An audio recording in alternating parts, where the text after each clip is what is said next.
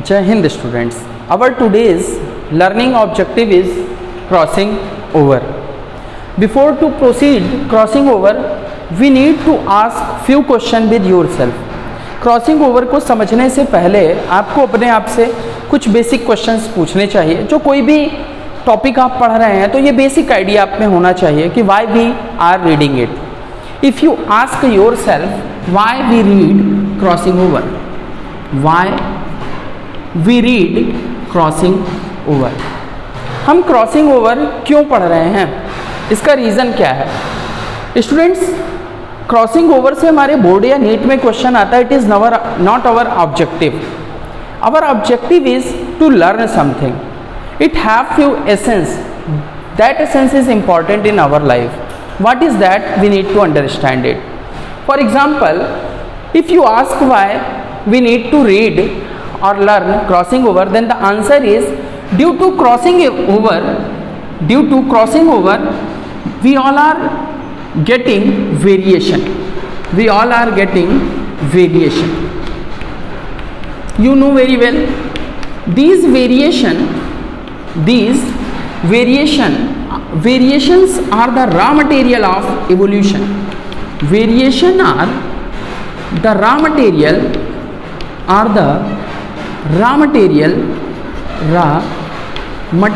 of evolution. Raw material of evolution. I hope you all are getting my point कि अपन crossing over इसलिए पढ़ रहे हैं क्योंकि क्रॉसिंग ओवर से क्या प्रोड्यूस होता है, वेरिएशन. और these variations are the raw material of evolution. Evolution means अपन चिंपैंजी से ह्यूमन बींग्स बन पाए तो क्यों बन पाए, कौन से बायोलॉजिकल इवेंट हुए हमारे डीएनए में या हमारे जीन में, कौन से ऐसे फैक्टर्स थे जिन्होंने चेंज किया हमारे जीन में जिसकी वजह से हमारे कैरेक्टर चेंज हुए और वेरिएशन प्रोड्यूस हुआ.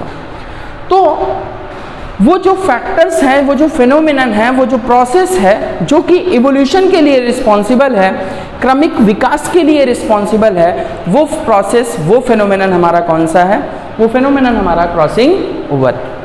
तो अपन क्रॉसिंग ओवर इसलिए पढ़ रहे हैं ताकि हम ये भी समझ सकें कि हमें जो वेरिएशन आते हैं, जो इवोल्यूशन आते हैं, वो क्यों या कैसे आते हैं. क्या क्रॉसिंग ओवर ही एक तरीका है इवोल्यूशन प्रोड्यूस करने का? तो जी नहीं. Mutations are also responsible for the evolution. तो म्यूटेशन मीन्स व्हाट, उत्परिवर्तन जिसे आप बोलते हो. Mutations are the sudden change in a gene. Gene में कोई भी सडन चेंज होना क्या कहलाता है, म्यूटेशन. म्यूटेशंस से भी इवोल्यूशन होता है, लेकिन mutations are the not natural phenomenons. जैसे कि आपको पता है कि यूवी रेज आ रही हैं, वो हमारे डीएनए को डैमेज कर रही हैं, जिनसे ऑलरेडी ओजोन लेयर उसे प्रोटेक्ट करती है, बट ड्यू टू होल कुछ यूवी रेज पास आउट होती हैं हमारे डीएनए में, थायमीन डाइमर का फॉर्मेशन करती हैं. एज अ रिजल्ट इवोल्यूशन हो पाता है बेसिस में चेंजेस की वजह से. लेकिन बायोलॉजिकल इवेंट जो इवोल्यूशन के लिए रिस्पॉन्सिबल है वो क्या है, हमारा क्रॉसिंग ओवर. आई थिंक आपको this time that concept was clear why we are reading crossing over, to get variation. तो क्रॉसिंग ओवर क्या है आपको समझना होगा. अगर आपसे कोई इसकी डिफिनीशन पूछे what is crossing over, then you will tell what, the exchange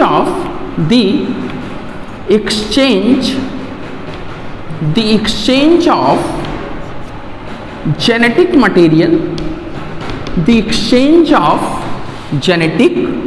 material, student यहाँ पर जेनेटिक मटेरियल मैं किसे बोल रहा हूँ, डीएनए को.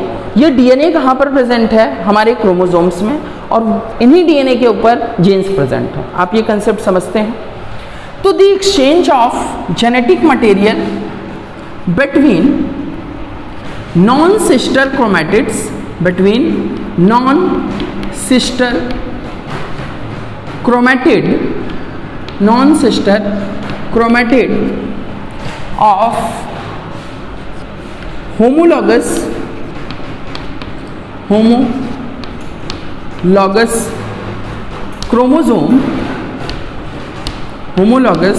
chromosome is called crossing over. Crossing over को स्टूडेंट मैं शॉर्ट फॉर्म में C डॉट O लिखूंगा, आप समझ जाओगे, it is a crossing over.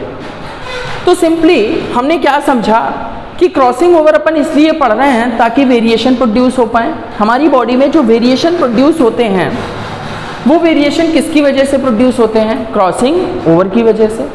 ये क्रॉसिंग ओवर से जो वेरिएशन मिलते हैं यही वेरिएशन रिस्पॉन्सिबल है इवोल्यूशन के लिए, क्रमिक विकास के लिए। Now the question arises, what is crossing over? Then what was the definition of the crossing over? The exchange of genetic material between non-sister chromatid of homologous chromosome is called crossing over। तो यहाँ पर student दो term हैं। कौन से दो term? एक तो नॉन सिस्टर क्रोमेटिड और दूसरा होमोलॉगस क्रोमोसोम्स। आई थिंक आप लोगों ने सेल डिवीजन में इन चीज़ों को समझा है, बट थोड़ा सा रिकॉल करेंगे कि होमोलॉगस क्रोमोसोम्स क्या हैं, नॉन सिस्टर क्रोमेटिड्स क्या हैं।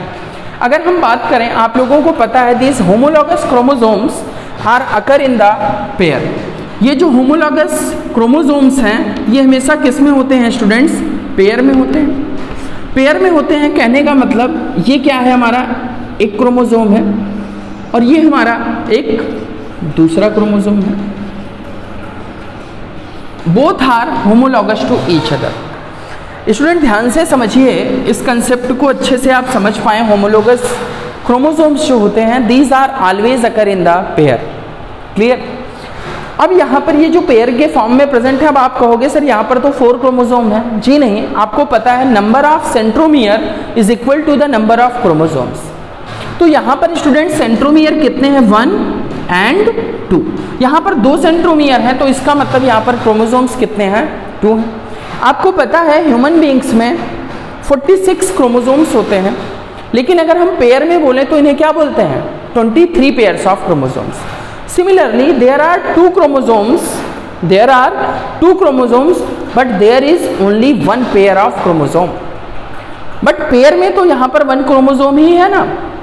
ओके, आपको समझ में आ गया कि सर होमोलॉगस क्रोमोसोम्स है। अब ध्यान से समझना सिस्टर क्रोमेटिड और नॉन सिस्टर क्रोमेटिड का कंसेप्ट क्या है। क्रोमोसोम की यहाँ पर मैं नंबरिंग कर ले रहा हूँ, आप समझ पाएंगे। ये 1 आर्म है, ये 2 आर्म है, ये 3rd आर्म है और ये 4th आर्म है। These are the 4th arm of these chromosomes. यहाँ पर ये जो फर्स्ट आर्म है क्रोमोसोम की, ये पोर्शन फर्स्ट आर्म जो है, it is a sister chromatid of second arm of this chromosome. Means first and second are the sister chromatid. First और सेकेंड आपस में क्या है? सिस्टर क्रोमेटिड है, सिस्टर क्रोमेटिड है। सिमिलरली 3rd और 4th ये आपस में क्या होंगे? These are what? 3rd and 4th are the sister chromatid to each other. ये भी आपस में क्या है स्टूडेंट? सिस्टर क्रोमेटिड है। बट अगर हम बात करें 2nd and 3rd, getting my point, 2nd and 3rd these are non sister chromatids, और you can say 1st and 3rd are the non sister chromatid, और you can say 2nd and 4th are the non sister chromatids. तो यहाँ पर हम लिख दे रहे हैं, आप समझ जाओगे कि 2nd and 4th these are what? These are the non sister chromatids. Concept clear है सभी को? जी हाँ, नॉन सिस्टर क्रोमेटिड। तो आप ये पॉइंट समझ लेंगे यहाँ पर, क्रॉसिंग ओवर जो होगी वो कभी भी फर्स्ट और सेकंड आर्म के बीच में होगी क्या? जी नहीं, वो हमेशा किसके बीच में होगी? यहाँ पर आप लोगों ने लिखा हुआ है कि क्रॉसिंग ओवर या फिर exchange of genetic material occurs between non sister chromatids. यहाँ पर स्टूडेंट नॉन सिस्टर कहने का मतलब है, नॉन सिस्टर क्रोमेटिड्स क्या है? 2nd एंड 3rd इनके बीच में तो क्रॉसिंग ओवर हो सकती है, बट कभी भी 3rd और 4 के बीच में नहीं हो सकती है, या 4th 3 के बीच में नहीं हो सकती है, 2nd 1 के बीच में नहीं हो सकती है, बट 1st और 3rd के बीच में हो सकती है, 1st एंड 4th के बीच में हो सकती है। तो कंसेप्ट आपको क्लियर हो गया कि homologous chromosomes occur in pair, pair में हमेशा प्रेजेंट होंगे। सिस्टर क्रोमेटिड्स क्या हैं?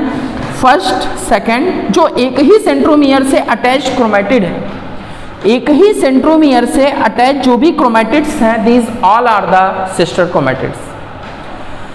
डिफरेंट क्रोमोसोम्स डिफरेंट सेंट्रोमियर से लगी हुई जो सिस्टर क्रोमैटिड्स हैं होमोलॉगस क्रोमोसोम्स की ही, वो सभी क्या है, non sister chromatids.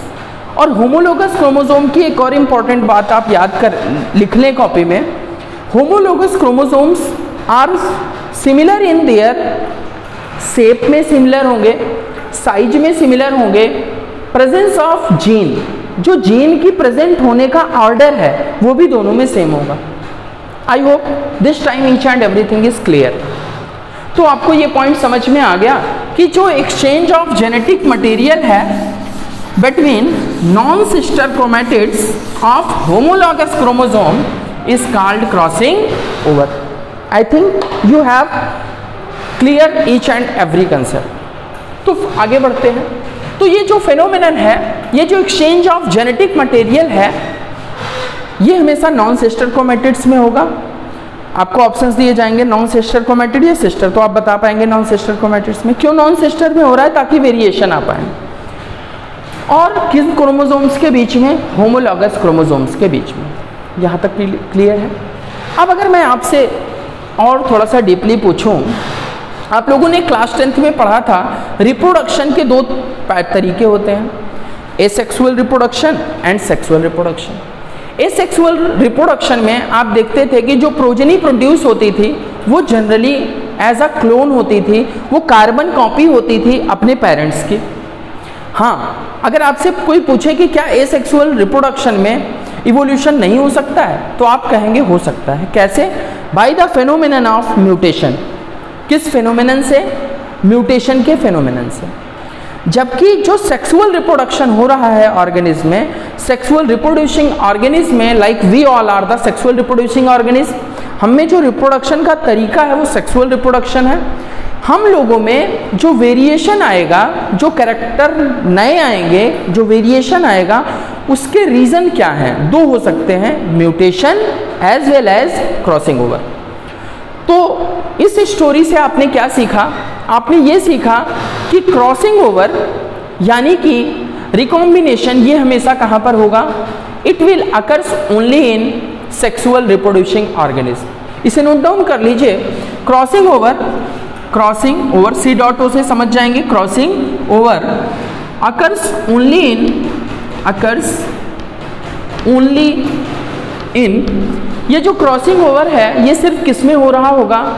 It occurs only in sexual reproducing organism. कैसे ऑर्गेनिज्म है स्टूडेंट्स?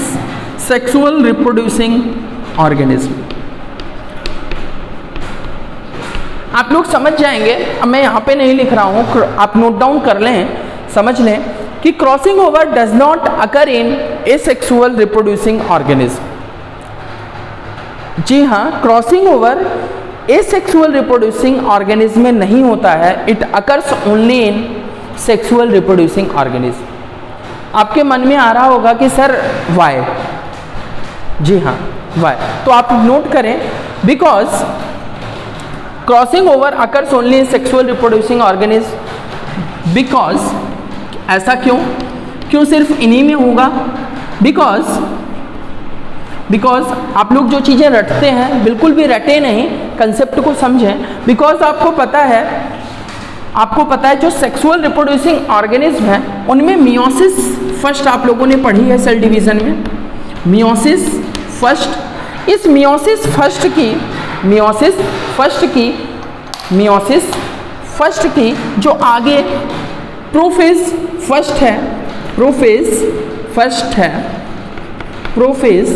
फर्स्ट, इस प्रोफेज फर्स्ट की भी सब फेजेज हैं, लेप्टोटीन, जाइगोटीन, और वहाँ पे उसके बाद में आती है हमारी पैकेटीन। ये जो पैकेटीन स्टेज है, यहाँ पर क्या होता है? Crossing over. फिर से सुनिए, आपसे पूछा जाता है नीट या एम्स में कि जो क्रॉसिंग ओवर फेनोमेनन है वो कहाँ पर होता है, तो आप बताएंगे सेक्सुअल रिप्रोड्यूसिंग ऑर्गेनिज्म।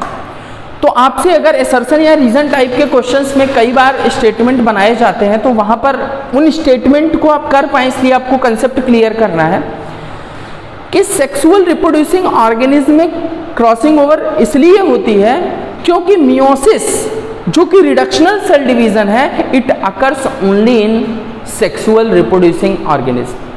क्योंकि मियोसिस जो सेल डिवीजन है, रिडक्शनल सेल डिवीजन है, ये हमेशा किस में होता है? Sexual reproducing organism. तो याद रखेंगे आप, आपसे कोई पूछे क्या मियोसिस एसेक्सुअल रिप्रोड्यूसिंग ऑर्गेनिज्म में होती है, तो आप बोलेंगे never, no. Why? Because there is no such mechanism, their system is not that much evolve.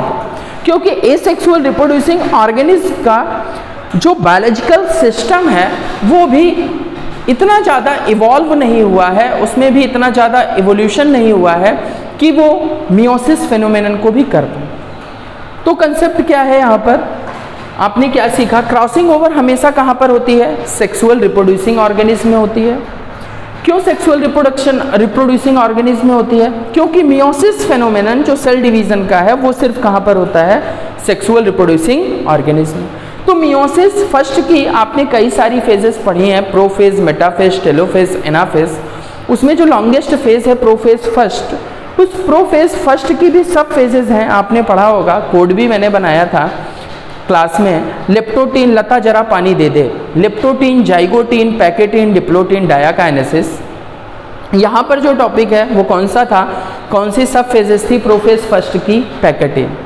तो आपको सिर्फ अभी के लिए इतना याद रखना है कि क्रॉसिंग ओवर पैकेटीन स्टेज में होता है। I think this time each and everything is clear. चलिए, क्रॉसिंग ओवर स्टूडेंट्स कहाँ पर हुआ? पैकेटीन स्टेज में हुआ। कई बार हमसे बोर्ड के एग्जाम में पूछ लिया जाता है डिफाइन रिकॉम्बिनेशन। क्या पूछ लिया जाता है? Define recombination. रिकॉम्बिनेशन क्या है? तो स्टूडेंट कंफ्यूज हो जाते हैं रिकॉम्बिनेशन क्या है। तो आप लोग नोट डाउन कर लें, crossing over is also known as recombination. तो अपन नोट डाउन कर लें, crossing over C dot O से अपन लिख रहे हैं, crossing over is also known as crossing over को हम लोग और क्या कहते हैं? Is also known as recombination. इसे अपन और क्या बोलते हैं स्टूडेंट? रिकॉम्बिनेशन। जी हाँ, crossing over is also known as recombination. ये कहाँ पर होगा? नॉन सिस्टर क्रोमैटिड में होगा, होमोलॉगस क्रोमोसोम में होगा। अच्छा, अब सर ये जो क्रॉसिंग ओवर हो रही है इसके लिए क्या कोई एंजाइम रिस्पॉन्सिबल है? जी हाँ। कौन सा एंजाइम रिस्पॉन्सिबल होता है क्रॉसिंग ओवर के लिए? क्या कोई एंजाइम रिस्पॉन्सिबल होता होगा? जी हाँ, उस एंजाइम का क्या नाम है? रिकॉम्बिनेज। कौन सा एंजाइम है स्टूडेंट? रिकॉम्बिनेज। तो इसे भी आपको याद करने की कोई खास जरूरत नहीं है, आपको वैसे ही याद हो जाएगा। आपको पता है crossing over is also known as recombination. Recombination occurs with the help of enzyme and that enzyme is called recombinase. Clear students? तो क्रॉसिंग ओवर किससे हो रही होगी? रिकॉम्बिनेज एंजाइम से हो रही होगी। तो यहाँ तक आई होप आपके सारे कंसेप्ट्स क्लियर हैं कि क्रॉसिंग ओवर क्या है और क्यों हो रही है। तो आगे अपन मूव करते हैं, इसे अपन इरेज कर रहे हैं। तो आप लोगों ने समझ लिया कि क्रॉसिंग ओवर के लिए जो रिस्पॉन्सिबल एंजाइम है उसे हम लोग क्या बोलते हैं स्टूडेंट्स? रिकॉम्बिनेज। और ये फेनोमेनन किस स्टेज में हो रहा है? पैकेटीन स्टेज में। और जो क्रॉसिंग ओवर की प्रोसेस है इसका दूसरा नाम क्या है? It's another name is recombination. It's another name is recombination.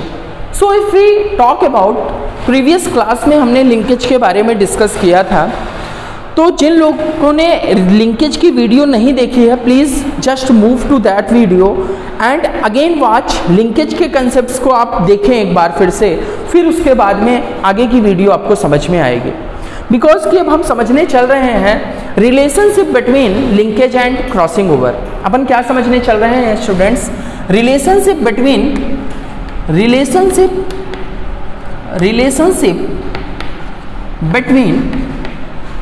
between linkage and crossing over। समझ जाएंगे आप? जी हाँ, लिंकेज एंड क्रॉसिंग ओवर। जैसे हर किसी की आपस में कुछ ना कुछ रिश्तेदारी होती है, तो उसी तरीके से क्या लिंकेज और क्रॉसिंग ओवर में भी कुछ रिश्तेदारी है? क्या कोई रिलेशंस हैं? अगर हैं तो वो क्या हैं और कैसे? क्लियर है? तो समझ लें कुछ बेसिक चीज़ें जो आप लोगों को नीट या एएमसी में क्वेश्चंस आते हैं, जैसे कुछ फैक्ट हैं और उनकी अंडरस्टैंडिंग भी हम करेंगे। जैसे आपने पढ़ा था, हम प्रीवियस क्लास में पढ़ चुके हैं कि लिंकेज क्या है। Linkage is what? The physical association of gene on a chromosome is called linkage.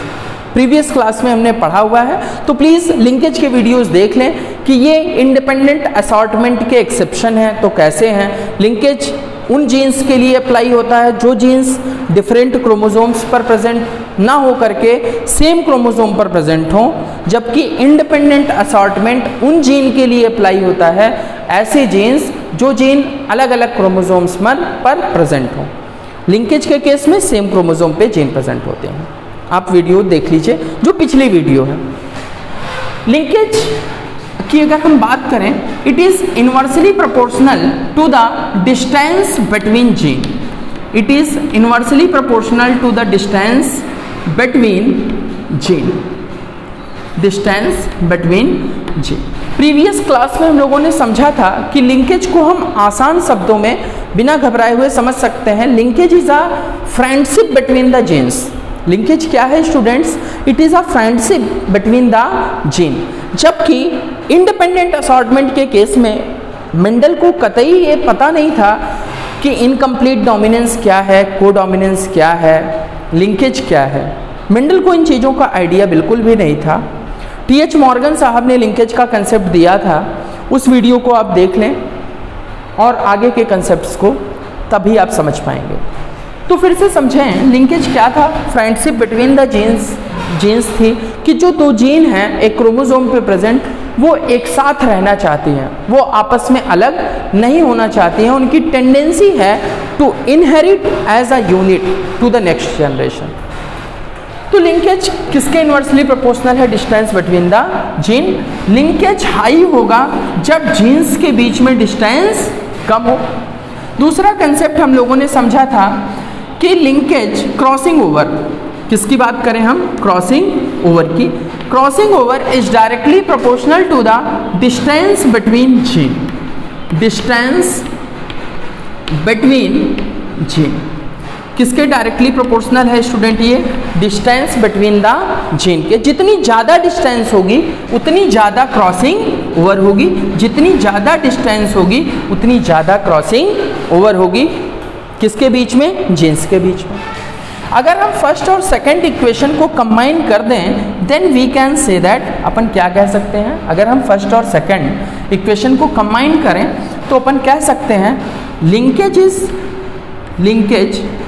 Is inversely proportional to the crossing over. किसके इनवर्सली प्रोपोर्शनल है? ये क्रॉसिंग ओवर के। और ये लिंकेज किसके और इनवर्सली प्रोपोर्शनल है? Distance between the gene. किसके इनवर्सली प्रोपोर्शनल है student? Distance between gene. Distance between gene. Student, इस इंफॉर्मेशन से आपको नीट में श्योर कुछ क्वेश्चंस मिलेंगे जिन्हें आप करेक्ट कर पाएंगे। लेकिन सर हमारी समझ में नहीं आ रही ये सारी चीज़ें कैसे होंगी। कुछ और डे टू डे लाइफ से रिलेटेड कुछ एग्जांपल्स दे करके समझाएं। आइए समझते हैं इन्हीं कुछ फैक्ट्स को, इन्हीं कुछ कंसेप्ट्स को। अगर मैं आपसे कहूँ कि ये हमारा एक क्रोमोसोम है, इस क्रोमोसोम्स पे कुछ जीन्स प्रेजेंट हैं जिन्हें मैं डॉट से रिप्रेजेंट कर रहा हूँ।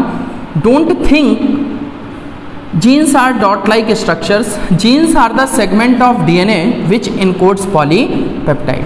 Getting my point? तो ये क्रोमोसोम है और इस क्रोमोसोम्स पर क्या प्रेजेंट है? जीन्स प्रेजेंट है। और इन जीन्स को मैं कुछ रैंडमली नाम दे रहा हूँ, A B C D E F G H, you can say I, you can say it is J. If we talk about these genes, इन जीन्स के बीच में क्या हो रही होगी? Crossing over. तो जब क्रॉसिंग ओवर होगी इनके बीच में, क्रॉसिंग ओवर होगी तो क्या होगा? अब ध्यान से समझना, क्रॉसिंग ओवर में हम लोगों ने एक लाइन नोट की थी। वो लाइन क्या थी? Crossing over is a random phenomenon. Note down कर लीजिए, crossing over is a random phenomenon. Crossing over क्या है स्टूडेंट? मैं कहाँ पर लिख लूँ? यहाँ पर लिख लूँ। ओके, क्रॉसिंग ओवर यहाँ पर लिख लेता हूँ। Crossing over is a random phenomenon. कैसा फेनोमेनन है स्टूडेंट ये? Random phenomenon. कैसा फेनोमेनन है ये? Random phenomenon. आप लोग कॉपी पे प्लीज नोट कर लीजिएगा, crossing over is a random phenomenon. Student random का मतलब क्या होता है? Random means what? Random means अनियमित। अनियमित कहने का मतलब जहां पर अनसर्टेनिटी बनी हुई हो, कुछ भी कंफर्म ना हो कि क्या होगा। तो क्रॉसिंग ओवर कैसा फेनोमेनन है? Random phenomenon. सर ये रैंडम फेनोमेनन कहने का मतलब क्या है? कहने का मतलब ये है कि ये जो हमारी जीन्स हैं इनके बीच में क्रॉसिंग ओवर होगी, ये श्योर है अगर ये सेक्सुअल रिप्रोड्यूसिंग ऑर्गेनिज्म है तो। लेकिन जो क्रॉसिंग ओवर होगी, क्योंकि ये रैंडम फेनोमेनन है, ये नहीं पता हमें कि ये कितनी बार होगा और कहाँ से होगा। ध्यान से समझिए, random phenomenon means, random means अनियमित, जहाँ पर कुछ क्लियर नहीं है कि कहाँ पर होगा। तो जो क्रॉसिंग ओवर है हमें ये नहीं पता कि ये ए और बी जीन के बीच में होगा, या बी या सी के बीच में होगी, या फिर किस जीन के बीच में होगी और कितनी बार होगी। तो कंसेप्ट आई थिंक क्लियर है। इट मीन्स व्हाट, यहाँ पर क्या है? जीन्स है हमारी ए, बी, सी, डी, ई, एफ, जी, एच, आई। क्लियर? अब ध्यान से समझें आप, अगर यहाँ पर, तो अगर मैं आपसे कहूँ कि यहाँ पर क्रॉसिंग ओवर कहाँ पर होगी, तो कोई नहीं जानता। कौन जानता है? गॉड जानता है। क्रॉसिंग ओवर होगी ये पक्का है, क्योंकि ये रैंडम फेनोमेनन है, तो इसलिए इसे कोई भी नहीं जानता। इसे कौन जानता है? गॉड जानता है कि ये फेनोमेनन कहाँ पर होगा। इसीलिए तो वेरिएशन हमें नहीं पता ना कि कहाँ पर आएंगे, हाँ लेकिन आएंगे ये तय है। Getting my point? तो मान लीजिए कितनी बार होगा, कहाँ पर होगा ये नहीं पता है, क्योंकि ये रैंडम फेनोमेनन है। तो हम लोग रैंडमली कंसीडर कर लेते हैं कि यहाँ पर क्रॉसिंग ओवर हुई, कितने टाइम हुई? मान लेते हैं 5 टाइम्स हुई।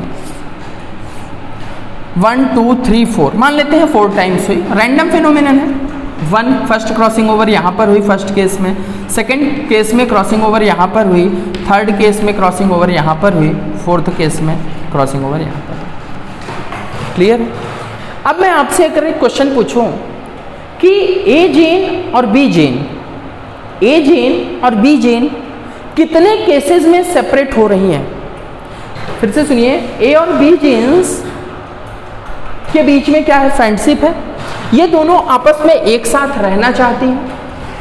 इनके बीच की फ्रेंडशिप का जो दुश्मन है वो कौन है? क्रॉसिंग ओवर है। ए और बी जीन को अलग करने का काम कौन कर सकता है, या फिर किसी भी जीन को अलग करने का काम कौन करता है? Crossing over phenomenon. क्लियर? तो ये जो दुश्मन है, लिंकेज का दुश्मन कौन है? Crossing over. ठीक? तो हमें ये समझना है कि ये दुश्मन कैसे है, किस तरीके से ये दोनों आपस में इन्वर्सली प्रोपोर्शनल हैं, लिंकेज और क्रॉसिंग ओवर। इसी बात को हम समझ रहे हैं। तो यहाँ पर अगर आप देखें ए और बी जीन के बीच में क्या क्रॉसिंग ओवर होने के चांसेस हैं?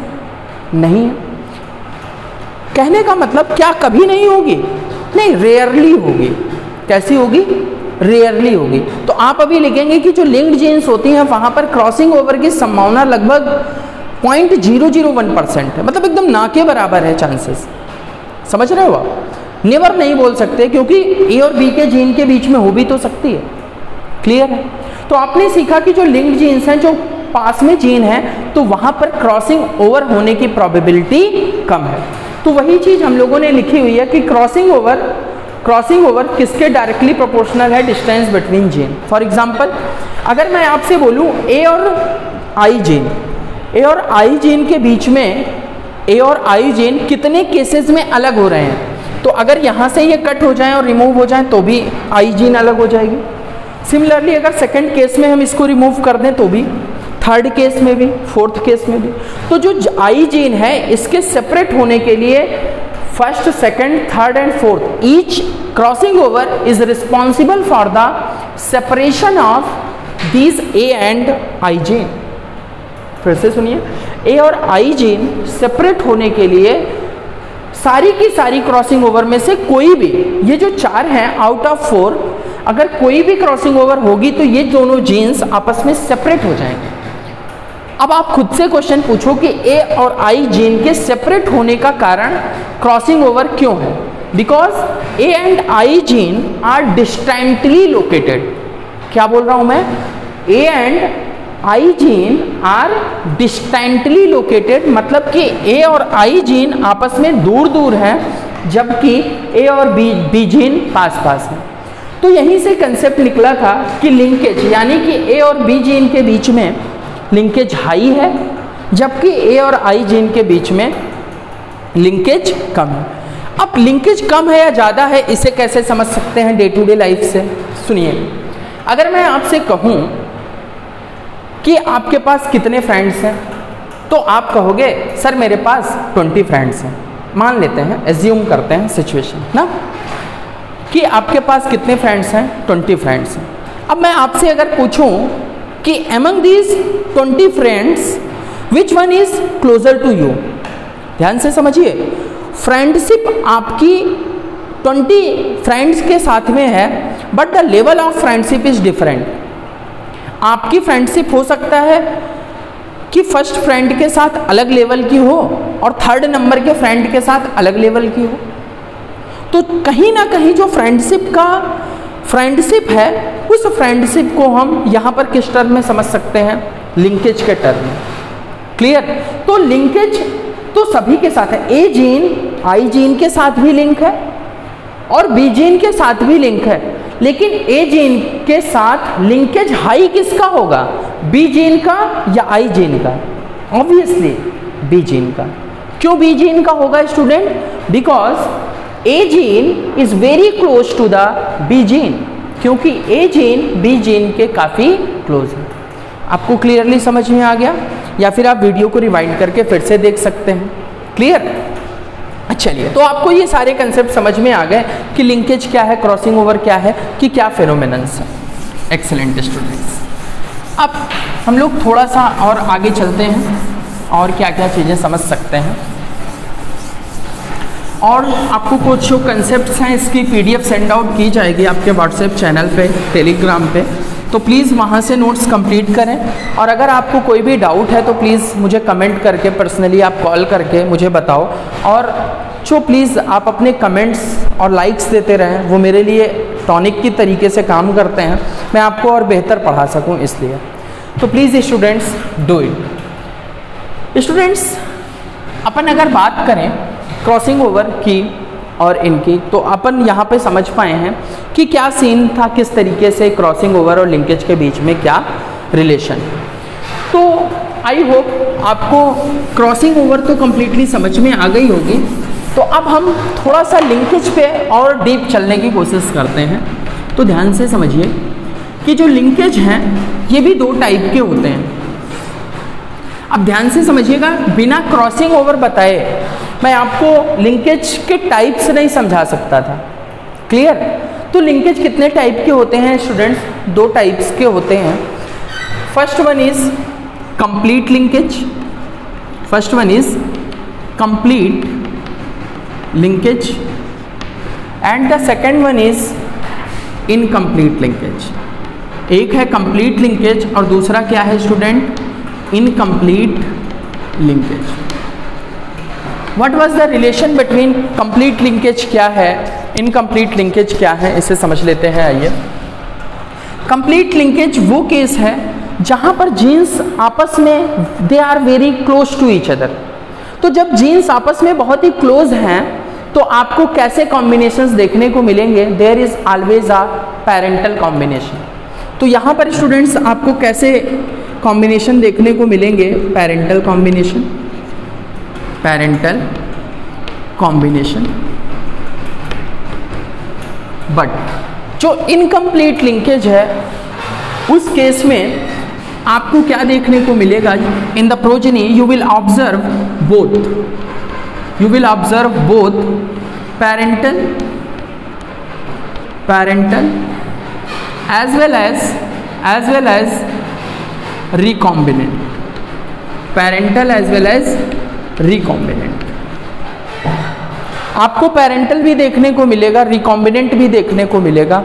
रिकॉम्बिनेंट कहने का मतलब सर, रिकॉम्बिनेंट कहने का मतलब कुछ नए कैरेक्टर्स देखने को मिलेंगे। पेरेंटल मीन्स जैसे पेरेंट्स हैं प्रोजनी हूबहू वैसी ही है, उनमें कोई भी डिस्टर्बेंस नहीं है, कोई भी डिफरेंसेस नहीं है, कैरेक्टर ऑलमोस्ट सिमिलर है। Recombinant means there are few new characters due to crossing over.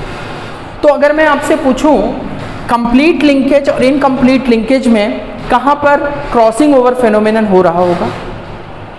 Excellent students. Incomplete linkage के केस में आपको क्या देखने को मिलेगा? Crossing over is present, crossing over is present, crossing over is present.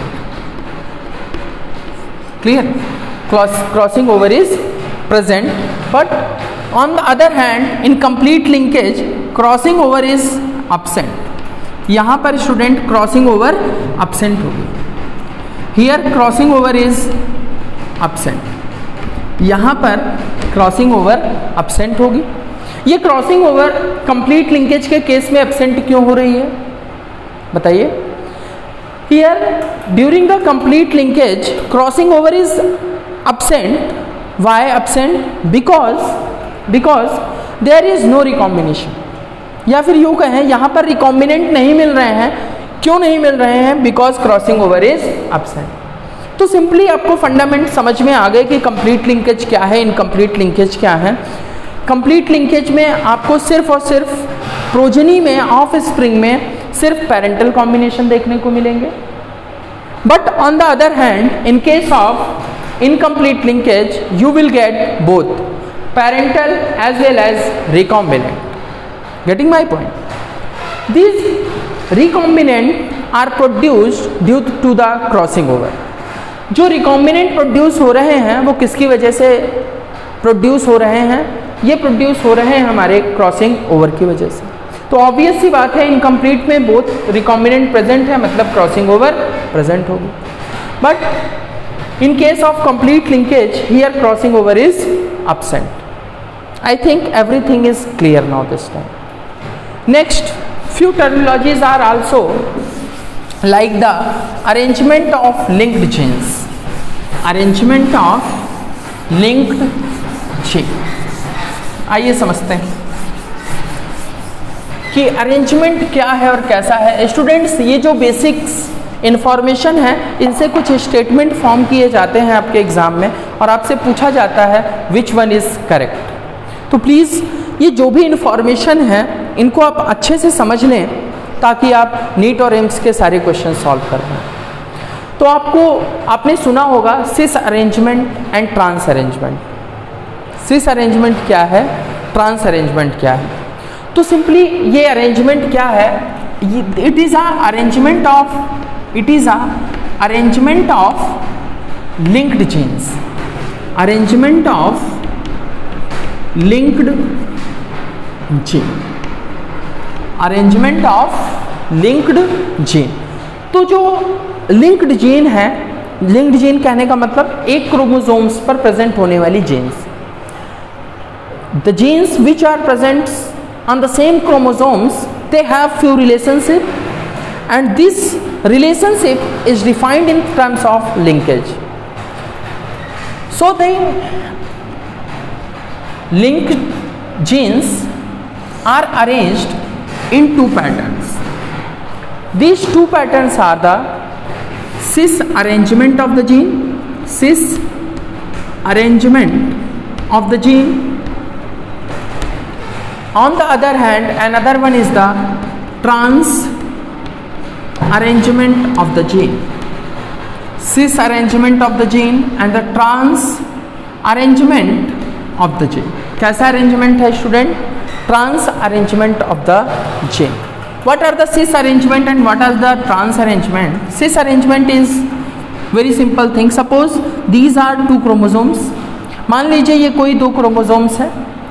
इन दोनों jeans पर जो जीन्स प्रेजेंट हैं, जो एलील्स प्रेजेंट हैं, which are like that, capital A, capital B, small A and small B. On the other hand if there is a trans arrangement, अगर trans arrangement है तो वहाँ पर जीन्स किस तरीके से प्रेजेंट हैं? प्लीज़ पेशेंस के साथ सुनिए, आपको सारी चीज़ें समझ में आएंगी। एक बार समझने की कोशिश तो करो, ध्यान से देखो कि सिस अरेंजमेंट और ट्रांस अरेंजमेंट में डिफरेंस क्या है।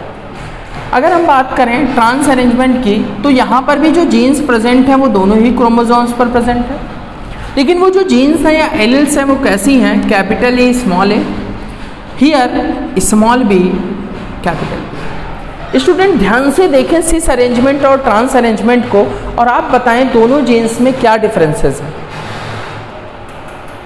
एग्जैक्टली आप क्लियरली ऑब्जर्व कर पा रहे होंगे कि जो सिस अरेंजमेंट है, here both dominant genes, both capital letter represent dominant, small letter represent recessive.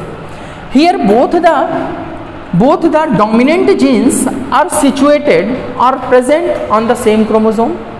जब डोमिनेंट जीन एक क्रोमोसोम पे प्रेजेंट हो और दूसरी आर्म पर, दूसरे क्रोमेटिड पर आपको कैसी जीन्स प्रेजेंट दिखें, रिसेसिव जीन्स दिखें, इस तरीके के अरेंजमेंट को हम क्या बोलते हैं, cis arrangement. On the other hand, if one allele is dominant, another allele is recessive on the same chromosome, such arrangement is called trans arrangement। तो सिस अरेंजमेंट एक ऐसी कंडीशन है जहां पर डोमिनेंट जीन एक आर्म पर होंगे, एक क्रोमोसोम पर होंगे, and recessive genes are present on another chromosome।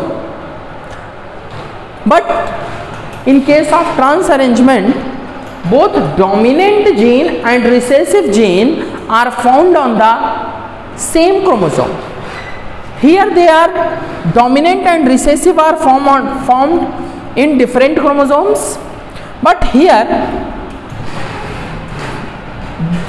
Different chromosomes पर, यहाँ पर एक क्रोमोसोम पे डोमिनेंट है, दूसरे पे रिसेसिव है। बट यहाँ पर अगर आप देखें तो आप क्लियरली ऑब्जर्व कर पाएंगे, इस क्रोमोसोम को देखें, इस वाले पोर्शन को, तो यहाँ पर एक डोमिनेंट है और दूसरा रिसेसिव है। और अगर आप यहाँ पर देखें तो दोनों ही डोमिनेंट है और यहाँ पर क्या है, दोनों ही रिसेसिव है। Are you getting my point? तो that is the cis arrangement and the trans arrangement. अब अगर हम नेक्स्ट स्टेप पे मूव करें, which one is the original one, cis और the trans? Original one is the cis one. तो note down it, cis arrangement is the original form. It means what, these are the wild type. जब nature में origin of species या नई species बन रही थी, तो उस टाइम पे जो फॉर्म थी, जो जीन की फॉर्म्स प्रेजेंट थी, वो किस तरीके की थी, सिस तरीके की थी। But now present time if you get such type of arrangement जहाँ पर डोमिनेंट और रिसेसिव दोनों जीन्स आपको सिचुएटेड दिखे, और द रिसेसिव और dominant, such cases are not original one, they are arises due to the crossing over। तो ये जो ट्रांस अरेंजमेंट है ये कहाँ से अराइज हुए हैं, सिस से अराइज हुए हैं। कैसे अराइज हुए हैं? Due to the crossing over, जो भी आपने पढ़ा। अगर हम पहले क्रॉसिंग ओवर ना समझते तो इसे ना समझ पाते।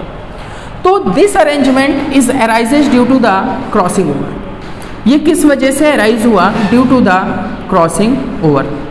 किस वजह से स्टूडेंट? क्रॉसिंग ओवर की वजह से। एक पॉइंट और देख लें, here the formation of how many types of gametes will be form? There are 2 types of gametes will be form. कौन कौन से गैमेट फॉर्म होंगे आपको पता है? Capital A, capital B, another one is small A, small B. Here how many types of gametes will be form? Capital A, small B, small A and capital B and capital B। Student, the beauty of trans arrangement is formation of heterozygous gametes। The beauty of cis arrangement is formation of homozygous gamete। तो student फिर से ध्यान से video को repeat करके देखें, आपको सारे कंसेप्ट्स क्लियर हो जाएंगे। आपने सिंपल पॉइंट क्या सीखा यहाँ पर? आपने सीखा कि सिस अरेंजमेंट में जो क्रोमोसोम्स सिचुएटेड है वो सेम क्रोमोसोम पे डोमिनेंट फॉर्म होगी, अनदर क्रोमोसोम पे रिसेसिव फॉर्म होगी।